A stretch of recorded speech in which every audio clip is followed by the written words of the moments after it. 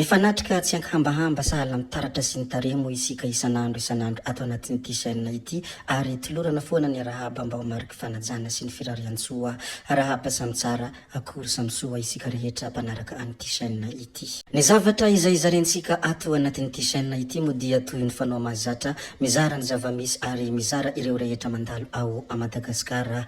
Mandinika ny manantsaina, mieritreritra ny mahalala zay mahazo ihany no mahazo, fa aoka kosa hazava zay tsy liam-baovao dia tsy liam-pivoarana. Betsaka ny zavatra izay hozarentsika sy holazaintsika fa mialohany hidirantsika amin'izany filazana ny zavamisy izany dia mbola toy ny mahazatra foana. Abonné vetivety ny chaîne antsika ary asio j'aime ny vidéo, indrindra azadino ihany koa ny mametraka ny komantera. Ndeha aloha hidirantsika vetivety izany fanaovana abonnement izany, mialohany hirisoantsika amin'ny resaka zay ataontsika. Ndao ary topoky lahy, ndao ary topoky vavy, abonné vetivety ary ny chaîne antsika.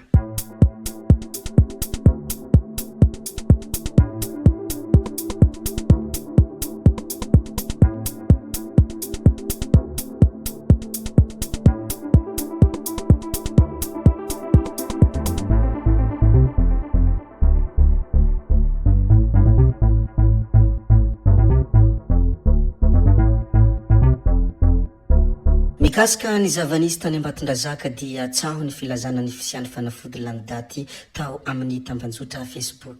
Manoloana ny filazana tao amin'ny tambanjotra social Facebook fa nisy ny vidy fanafody parafizy lany daty tao amin'ny farmasia iray ao Ambatondrazaka dia nidina avy hatrany ny ekipa tompona andraikitra aloatra mangoro ary nanao ny fisavana ny andron'ny talata 12 Jolay 2024 lasa teo. Hita tamin'izany ary fa tsy nisy entana lany daty tao amin'io farmasia io fa tsaho tina hahelo fotsiny ny resaka tao amin'ny ranty an-tambanjotra sosialy. Na izany aza dia nanentana ireo tompona andraikitra mba ho malala hatrany ka hijery matetika ny datiny ireo fanafody sy hanaraka hatrany ny fepetra rehetra tokony ho arahana mikasika ny fitehirizana izany sy ny fepetra arabakotra rehetra. Fa ny governoran'ny faritra Sofia kosa dia tsy mankasitraka ny fampidirana bajajy ho fitaovam-pitatirana ao Antsohihy an-tampon-tanàna. Niteraka resabe efa ho herinandro tao Antsohihy ny tsaho momba ny fampidirana fitaovam-pitaterana bajajy ao an-tanàna.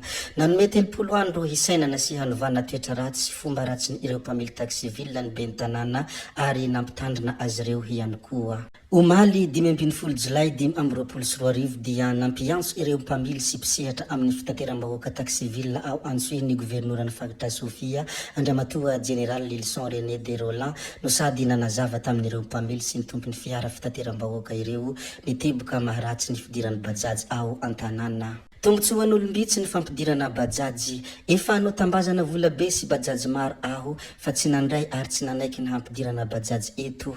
Fototra mampirongatra ny tsy fandriampahalemana amin'ny tanàna anankiray ny bajajy. Fitaovana haingana fampiasany ireo mpanao ratsy toy ny vakitrano, fanolanana sy ny sisa sady manankorontana ny fifamoivoizana ary miteradoza isan-karazany ihany koa ny bajajy. Hatreto dia tanàna miavaka i Antsohihy noho ny tsy fisian'ny bajajy dia milamina ny fifamoivoizana hoy ny governoran'ny faritra Sofia. Nilaza ihany koa izy fa ny tanàna mandroso dia tsy ahitana bajajy toy ny Frantsa, Etazonia sy ny sisa. Ankehitriny dia mimenomenona ny vahoaka noho ny fomba ratsy sy toetra ratsinareo ka mandefa resaka amin'ny fampidirana bajajy. Amin'ny maharay aman-dreny dia mananatra ary handray fepetra hentitra amin'izay andrenesana fitarainana. Karakarao sy ataovy madio ny fiara miaraka aminao mpitondra, maaiza mahalala fomba, mahaiza ihany koa manaja mpandeha fa izy ireo dia mampidibola amintsika. Hiezaka izahay amin'ny fanamboarana ireo lalan-dratsy any amin'ny fokontany sy ny an-tampon-tanàna mba ahafahanareo miditra sy manome fahafaham-po ny vahoaka. Ifampiresaka amin'ny komina ihany koa amin'ny fandaminana ny loky sy ny laharany ireo fiara miasa.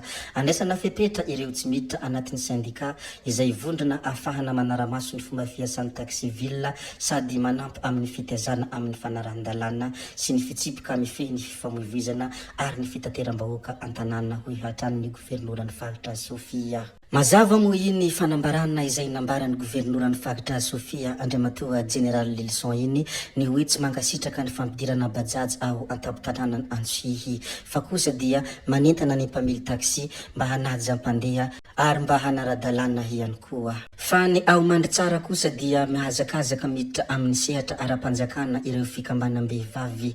Ifaninanany ireo fikambanam-behivavy ao anatin'ny distrikany Mandritsara ny firosoana amin'ny maha ara-dalàna ny fikambana fikambanana misy azy.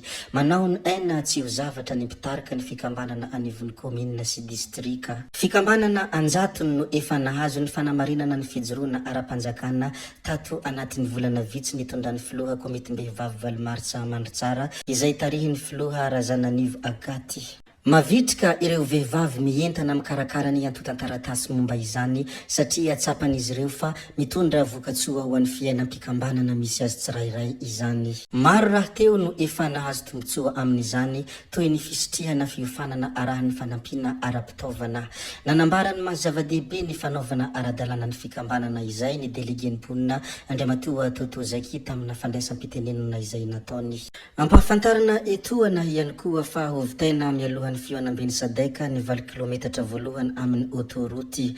Tanjon'ny orinasa Samkret miandraikitra ny asa izay anaovan'ny MTP Fanarahamaso ny hamitana ny 20 kilometatra voalohany amin'ny io autoroute Antananarivo Toamasina io mialohan'ny fahatongavany fionana an-tampon'ny Sadeky amin'ny volana Aogositra ho avy izao. Noho zany dia nampitombona ny isan'ny ireo sous-traitants sy ny ora fiasana na antoandro na alina ary nomena toromarika hanafaingana ny asa sy hanaja ny fenitra izy ireo hoy ny ministry ny asa vaventy Rafidison Resara Teodoro izay nanao fidinana ifotony nanaramaso ny fizotrany asa teny antoerana. Ny mikasika ny fionam-beny Sadek kosa dia notoloran'ny Chine androany ireo fiara miisa 12.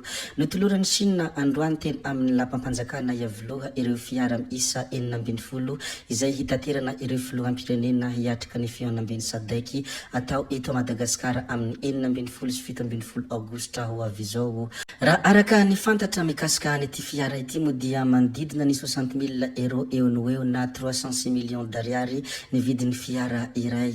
Ny hamaram-paranantsika tanteraka ity video anankiray ity moa dia hizara ny sary mahafinaritra satria hitako tena kanto ity sary ity ary tsara ka izany indrindra no antony izarako azy. Raha tsy mizara ity sary ity aho dia malahelo aho, nohon' izany dia tsy maintsy zaraiko. Malahelo aho raha tsy mizara azy, izany hoe tsy malahelo aho raha mizara an'ity sary ity. Ity sary hitantsika ity moa dia sarin'ny Prime Ministre lehiben'ny gouvernemanta Andriamatoa Antsain Christian sy ny hakantony ny fitiavany tanindrazana izay hita mibaribary eo amin'ny tarehiny. Anisan'ny Prime Ministre mahafinaritra moa ity Prime Ministre ity satria tsapa ary tena hitana tsy milaza aza izy fa miredareda ao amponin'ny fitiavany tanindrazana, ny fitiavany malagasy, ny fitiavany Madagasikara nosy malala. Tompoko vavy sy tompoko lahy, zay ihany koa no namarana ny video antsika koa dia mankasitraka anareo na vitana hainao hatramin'ny farany ary mbola manentana anareo foana ny mbola hanaraka ny video manaraka izay alatsaka iaty misesisesy. Zay fa tsy halaveneny resaka hametra beloma izahay. Veloma vetivety fa tsy hoe akory veloma mandrakizay amin'ny manaraka indray no manao ny misimisy. Veloma ary tompoko lahy, veloma tompoko vavy amin'ny manaraka indray eo.